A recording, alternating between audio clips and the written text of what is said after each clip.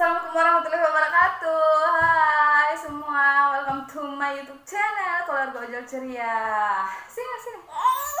Ya, kembali berjumpa dengan kami, istrinya Pak Ojol, maminya Kiandra dan juga Kiandra. Tentunya menyapa kalian dalam keadaan sehat walafiat. Semoga teman-teman semua di rumah juga sehat ya, sehat selalu. Amin ya Allah. Oh ya, kembali pada siang ini di vlog kali ini saya masih bercerita tentang pengalaman saya menderita Bell's palsy ya. Jadi di vlog sebelumnya sudah ada 2 vlog tuh yang saya menjelaskan tentang apa itu Bell's palsy dan kemudian tanda-tandanya gimana. Nah, untuk di vlog kali ini saya mau menjelaskan sedikit penyebab terjadinya Bell's palsy. Tentunya penyebab ini berdasarkan pengalaman pribadi saya ya, gitu. Jadi siapa tahu aja kalau penderita lain atau pasien-pasien lain itu beda-beda penyebabnya ya. Ini yang saya akan cerita di sini adalah penyebab Bell's palsy-nya saya, gitu, saya sendiri. Jadi biar kalian semua teman-teman bisa antisipasi dari awal nih agar jangan melakukan hal itu supaya terhindar dari Bell's palsy. Oke? Jadi diambil positifnya guys. Ya, lanjut. Semoga kalian tidak bosan-bosan ya tentunya mendengar cerita kami.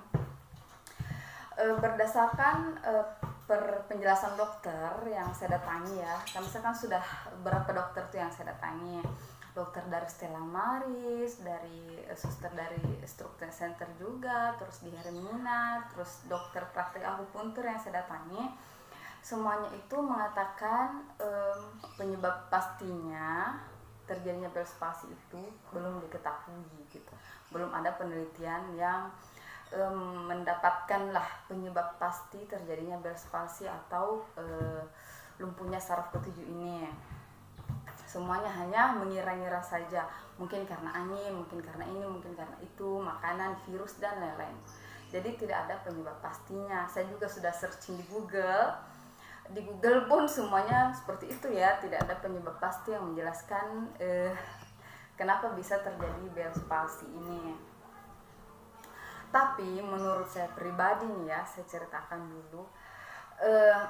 Saya kan sudah menjelaskan tuh di vlog yang kemarin, saya sebelum Bell's palsy itu sering mengalami yang namanya migrain, sakit kepala sebelah gitu, yang berlebihan, sakit banget gitu. Jadi itu saya mengalami migrain itu pada saat saya sudah melahirkan anak saya ini, anak saya tersayang, tercinta. Ya, jadi kan ya tahulah ya ibu-ibu kalau sudah lahiran tuh pasti tidurnya sudah sudah berantakan lah ya, tidurnya pokoknya tidak teratur lah tidurnya. Nah, ditambah lagi saya kan ada bisnis online, jualan online tuh. Jadi walaupun tengah malam tuh ya, tengah malam HP bunyi, udah langsung bangun lagi, saya jawab semua satu persatu tuh. Jadi bangun tuh udah kayak oleng gitu. Nah, mulai dari situ tuh saya kadang-kadang agak sering sih diserang sama migrain, sakit kepala, sampai dari dia bayi sampai terkena Bell's palsy ini gitu. Oke. Apalagi ya tadi ya, migrain. Nah, karena jadi saya berkesimpulan tuh ya, ya mungkin saya terkena Bell's palsy karena saya kurang tidur gitu. Saya kurang tidur. Dan ada juga tuh suster ya yang mengatakan ke saya, ya salah satu penyebab Bell's palsy juga itu kurang tidur ataupun kebanyakan tidur gitu. Jadi semua yang berlebihan itu nggak bagus guys ya, dan semua yang kurang-kurang juga nggak bagus. Terlalu banyak tidur bahaya juga, kurang tidur juga bahaya gitu. Jadi yang sedang-sedang saja ya, seperti itu ya sayang. Ditambah lagi saya kan di rumah aja nih, dan di rumah ya rutinitas saya sebagai ibu rumah tangga ya gini-gini aja, main sama anak gitu. Nggak ada tuh yang namanya olahraga. Saya jarang sekali mengeluarkan keringat itu untuk berolahraga guys. Jadi ya pola hidup saya bisa dikatakan kurang sehat lah ya, seperti itu. mungkin itu juga pemicunya kenapa saya bisa terkena Bell's palsy. Tidak ada olahraga sama sekali, kurang tidur gitu. Jadi kalau untuk sekarang ya saya sudah rutin olahraga setiap hari, walaupun olahraganya tetap di rumah ya. Mungkin di vlog selanjutnya saya akan memperlihatkan gaya olahraga saya di rumah sama Kiandra ya. Oke, lanjut. Selain yang tadi ya, kurang tidur dan juga tidak pernah olahraga, penyebab saya terkena Bell's palsy yang lain itu adalah saya berapa ya, 3 hari sebelum saya terkena Bell's palsy itu kan Kiandra itu mengalami sakit diare guys, disentri atau apalah gitu namanya, entahlah, pokoknya dia tuh mules-mules gitu, BAB mulu. Tentunya nggak muntah ya, dia cuma BAB, cuma udah lemes banget, dia udah nggak mau minum susu, nggak mau makan, nggak mau, pokoknya minum air putih doang gitu, minum air putih sama ASI gitu. Itu aja, makan udah nggak mau dia, terus digendongin terus selama 3 hari tuh, 3 malam tuh kayak gitu terus sebelum saya juga terkena Bell's palsy gitu ya. Jadi saya gendong terus tuh yang nggak pernah, pokoknya jarang tidur lah, nyaris saya tidak pernah tidur saat itu karena Kiandra sakit. Saya pikir tuh anak saya udah mau kenapa gitu, karena kan dia udah nggak makan. Jadi saya pikir, oh saya stres ya, saya stres memikirkan anak saya yang lagi sakit, ditambah saya tidak tidur juga karena nungguin anak saya yang sakit kan, ditambah saya lelah juga menggendong. Saya kan, dia kan digendong terus waktu sakit gitu, gendong 3 hari 3 malam non stop guys, ditaruh, diletakkan begini, nangis lagi dia, jadi saya gendong lagi dia, pokoknya digendong terus. Jadi 3 hari itu betul-betul saya lelah, stres, capek, pokoknya semuanya, kurang tidur. Nah, tibalah pada saat itu kan 3 hari dia ini, saya kan minumin dulu dia tuh kan, di rumah juga ada persediaan obat untuk itu ya, untuk disentri bayi, untuk diare bayi, maaf. Jadi saya minumin itu dulu tuh 3 hari, nggak ada perubahan, barulah saya bawa dia ke dokter. Sore nih saya bawa dia ke dokter Kiandra, dikasihlah obat gitu. Cuma karena saya pikir tuh saya sudah terlalu lelah ini loh, 3 hari loh saya, iya 3 hari loh saya menggendong, lelah segala macam, kurang tidur. Saya pengen gitu cari-cari angin. Nah lanjutlah kita jalan, aku pengen makan sup ubi Mbah Jum yang di Sungguh Minasa Goa ya. Jadi kita jalanlah tuh, kita jauh-jauh kita jalannya. Saya mulai sakit kan memang pusing ya, sakit kepala karena kan saya tuh kurang tidur. Love, saya kan kurang tidur, jadi memang agak puyeng gitu ya. Jadi saya lepaslah tuh helm saya, lepas helm, taruh di depan aja gitu. Nah udah bagus-bagus aja tuh, habis makan itu sup ubi kan. Saya kan sudah jelaskan juga ya, tanda-tanda pengen mau Bell's palsy itu semua yang kita makan itu rasanya hambar.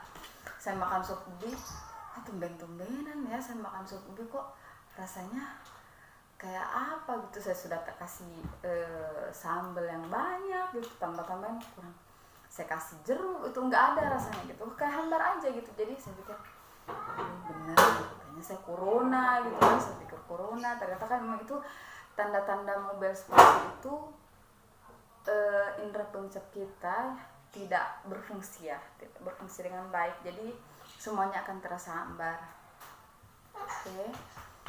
Jadi saya ke sana, terus baliknya lagi ke sini tuh udah maghrib gitu, udah maghrib. Nah ditambah lagi saya nggak pakai helm kan, soalnya kepala saya udah terasa tertusuk-tusuk gitu gara-gara migrain yang tadi kan, gara-gara saya tidak tidur, stres juga karena anak saya sakit, lelah juga, kepala saya sudah ini nyut-nyutan. Jadi saya nggak pakai helm tuh, balik naik motor gitu, balik sampai rumah karena saya saking lelahnya.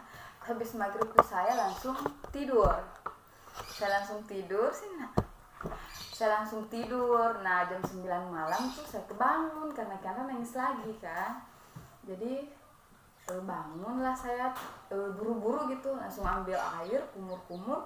Wah ternyata bibir saya sudah mencong guys, kayak gini gitu, kayak gini sudah. Ya Allah Tuhan, aku pikir saya stroke gitu. Ternyata setelah ke dokter udah dijelaskan ternyata ini bukan stroke, hanya Bell's palsy saja dan akan sebenarnya Bell's palsy ini bisa sembuh dengan sendirinya gitu kan, tapi ada yang bisa sembuh dengan sendirinya, ada juga yang harus dengan pengobatan dokter baru bisa sembuh, ada juga yang walaupun sudah berobat apapun itu tidak sembuh guys. Jadi kita kembalikan lagi kepada Allah ya. Ini saya alhamdulillah beruntung karena alhamdulillah bisa sembuh walaupun ya belum 100% sampai sekarang sih, cuma saya sudah sangat bersyukur dengan kondisi saya saat ini.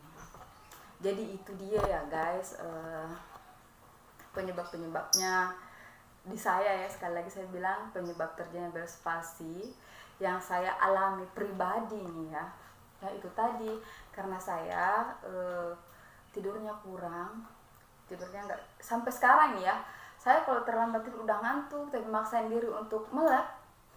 Ini yang sebelah sini nih yang terkena Bell's palsy itu kayak bergerak-gerak gitu otot-ototnya. Jadi kalau itu udah kayak alarm buat saya, kalau misalkan udah bergerak-gerak kayak gitu, udah denyut-denyut kayak gitu, ya udahlah kayaknya saya harus tidur ini gitu. Jadi sekali lagi saya rangkum lagi kayak yang tadi ya, ini berdasarkan pengalaman saya terkena Bell's palsy. Penyebabnya karena saya kurang tidur. Terus yang kedua, kurang olahraga sama sekali, tidak pernah berjemur apa segala macam, nggak pernah kena panas matahari, pokoknya di dalam rumah aja gitu terus, nggak ada olahraga. Oke sayang, iya. Oh iya, nggak pernah olahraga. Terus yang tadi itu ya, karena saya 3 hari terakhir itu saya stres, ditambah kurang tidur, jagain anak saya kelelahan, kecapean gitu karena menggendong terus karena anak saya sembuh.